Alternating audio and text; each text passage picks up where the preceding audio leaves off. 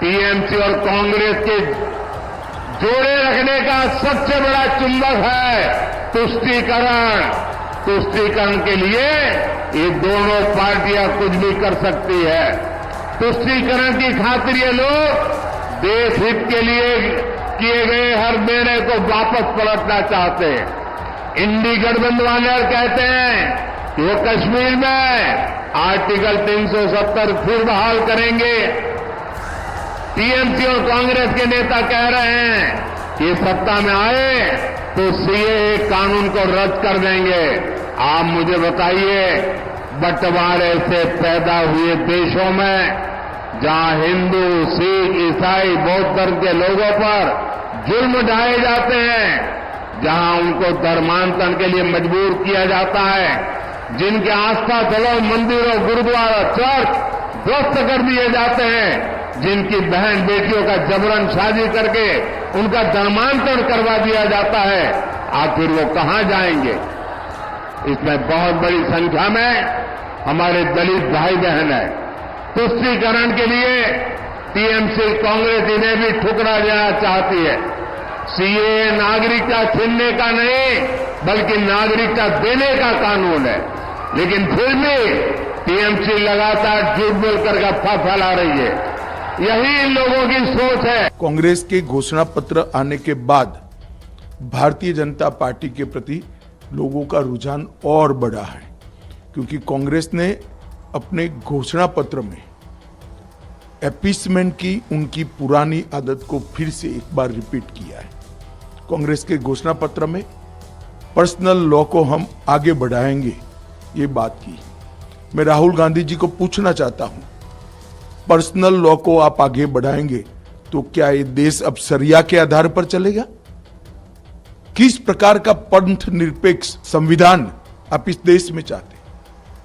हमारा संविधान पंथ निरपेक्ष है। देश के कानून धर्म के आधार पर नहीं बन सकते। भारतीय जनता पार्टी ने अपने घोषणा पत्र में स्पष्टता के साथ कहा है, हम यूनिफॉर्म सिविल कोड को लाएंगे।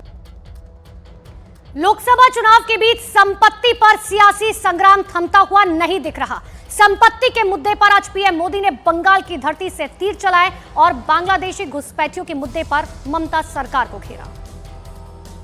गठबंधन वाले महिलाओं, आदिवासियों और गरीबों के खिलाफ एक खतरनाक कानून बनाकर लेकर आने चाहते हैं। इस कानून में महिलाओं का मंगलसूत्र, आदिवासी महिलाओं के गहने, हर किसी की प्रॉपर्टी जांच कराने का ये कांग्रेस वालों ने ऐलान किया है। इसके लिए कांग्रेस के शहजादे विदेश से आई एक्सरे मशीन लाए हैं।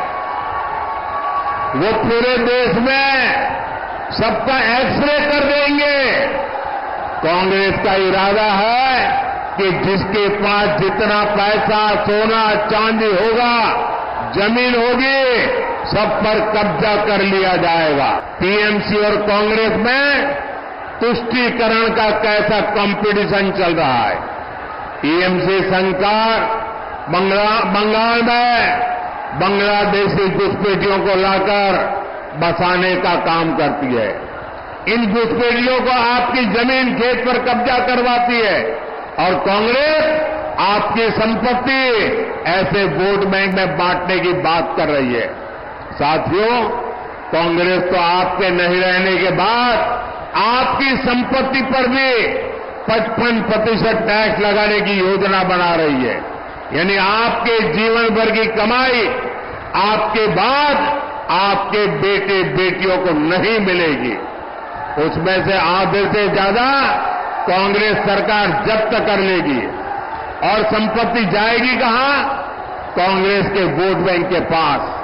कांग्रेस के फॉर्मूलों को जानने के बाद पूरा देश कह रहा है, कांग्रेस के लोग जिंदगी के साथ भी और जिंदगी